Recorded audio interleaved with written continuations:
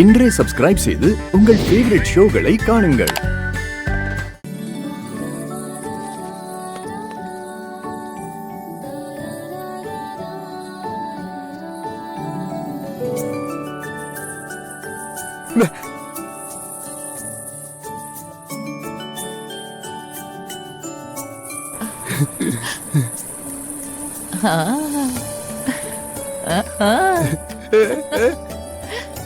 டேய், நல்ல செலக்ஷன்.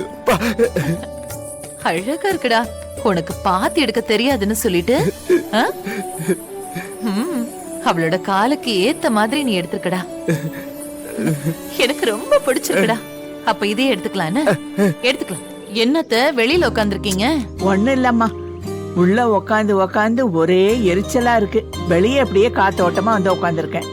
சரி, நீ முருகனோட வெளியே போனியே, போன காரியம் என்ன ஆச்சு? முடிஞ்சிருச்சத்த. என்ன வாங்க சொன்னா? அவனுக்கு தெரிஞ்சவங்களுக்கு ஏதோ gift வாங்கணுமா, அதான் என்ன கூட்டிட்டு போனா. ஓ, gift வாங்குற அளவுக்கு அவன் பெரிய ஆள் ஆயிட்டானா? லட்சுமி, அவன் போற போக்கே சரியில்லம்மா. இத பாரு, காலகாலத்துல அவனுக்கும் ஒரு கல்யாணத்தை பண்ணிடணும். ஆமாங்கத்த, அவனுக்கு கல்யாணம் பண்ணணும். முதல்ல துளசி கல்யாணம் முடியட்டும், அதுக்கப்புறம் பாத்துக்கலாம். சரி சரி. அப்புறம் துளசி கிட்ட அவ கல்யாணத்தை எப்ப வச்சுக்கலாம், அவளுக்கு என்னென்ன வேணும், அவ மனசுல ஆசைப்பட்டு ஏதாவது வாங்காம வச்சிருக்காளோ என்னவோ கேட்டு தெரிஞ்சுக்கோ. ஏன்னா அவ என்னதான் வேண்டான்னு சொன்னாலும் அவ இன்னொரு வீட்டுக்கு வாழ போறவ. அவளை வெறுங்கையோட அனுப்ப கூடாதுமா. ஆமா, அதுவும் சரிதான். முதல்ல கல்யாணத்தை எப்ப வச்சுக்கலான்னு அவகிட்ட கேட்டுட்டு வரேன். ஆமா, முதல்ல அத கேளு. போ.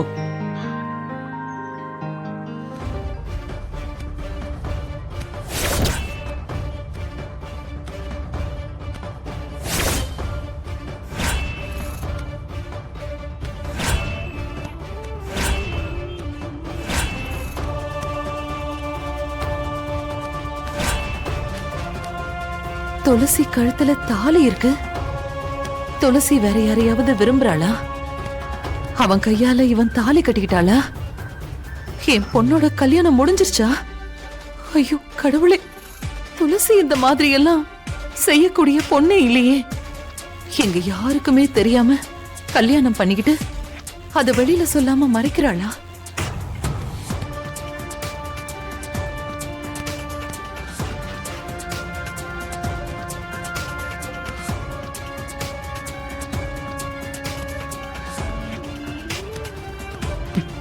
வேண்டாம், இப்ப எதுவும் கேட்க வேண்டாம். யாருக்குமே தெரியக்கூடாதுன்னு தான் இவ்வளவு பெரிய உண்மையை மறைச்சிருக்கா. அவளா சொல்ற வரைக்கும் நாம கேட்க கூடாது. கடவுளே, நான் இப்ப என்னதான் பண்றது?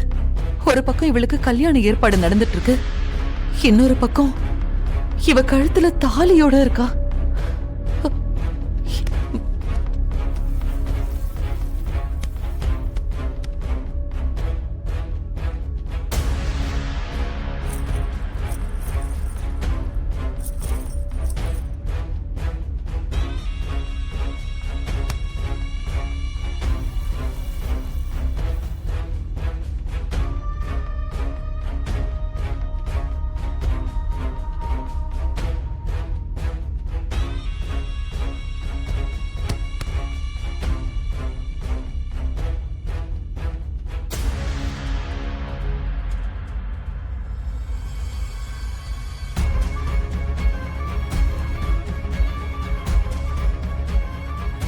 மா,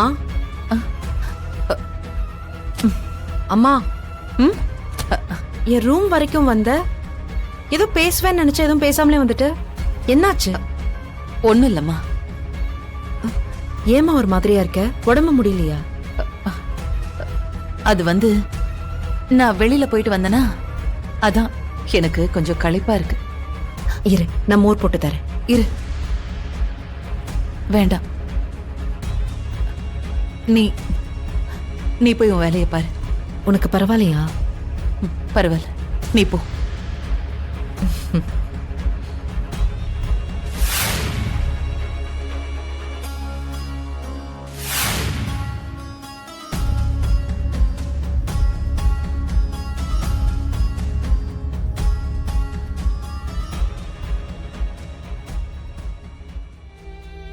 துளசி கழுத்துல தாலி கயிறு ஏறணும்னு நான் எத்தனை பூஜை பண்ணிருப்பேன். எத்தனை நாள் நான் கோயில்ல வந்து நேர்த்தி கடன் செஞ்சிருப்பேன். நீயே கதின்னு தானே வாழ்ந்த. ஆனா இன்னைக்கு இங்க யாருக்குமே தெரியாம அவளுக்கு கல்யாணம் நடந்திருக்கு. இது எப்படி நடந்துச்சு? யார் அந்த பையன்? துளசி இதுவரைக்கும் எங்க கிட்ட இருந்து எதையுமே மறைச்சதே இல்லை. அப்பா கிட்ட சொல்ல முடியாத விஷயத்த என்கிட்ட சொல்லுவா. என்கிட்ட சொல்ல முடியாத விஷயத்த அவ தங்கச்சி கிட்ட சொல்லுவா. யார் மூலமாவது அவ கஷ்டத்தை நாங்க தெரிஞ்சுக்குவோம். ஆனா இத மட்டும் இதுவரைக்கும் ஏன் அவ யார்கிட்டயுமே சொல்லல? என்ன ஆச்சு அவளுக்கு? மனசுல வேற யாரையாவது விரும்புறாளா அவ? அவ யார விரும்பி இருந்தாலும் நாங்க யாரும் அதுக்கு குறுக்க நிக்க போறதில்லையே. அவளுக்கு கல்யாணம் ஆனா மட்டும் போதும்னு தான் நாங்க நினைச்சிட்டு இருந்தோம். நாங்க எல்லாரும் அப்படி இருக்கும்போது ஏன் அவ யாருக்குமே தெரியாம கல்யாணம் பண்ணிட்டு வந்து நிக்கணும்? ஒண்ணுமே புரியலையே. ஒரு பக்கம் ஒரு பையனுக்கு அவளை கட்டி கொடுக்கறதா நாங்க வாக்கு கொடுத்திருக்கோம். இன்னொரு பக்கம் அவ கழுத்துல தாலியோட நிக்கிறா. ஐயோ, இதையெல்லாம் நான் எப்படி சமாளிப்பேன்னு தெரியலையே. மத்தவங்களுக்கு இதெல்லாம் தெரிஞ்சா என்ன ஆகுமோ?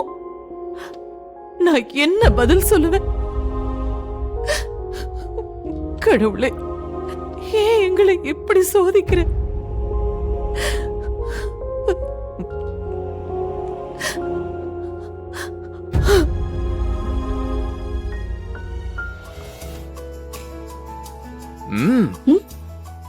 டெலிஷியஸ். இருங்க.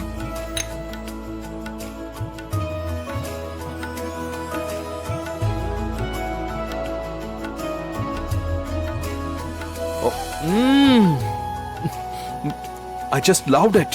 Amazing. ரொம்ப நல்லா இருக்கு. Thank you. நீ டேஸ்ட் பண்ணியா? என்ன சொல்ற? இரு, ரெண்டு பேரும் சேர்ந்து சாப்பிடலாம்.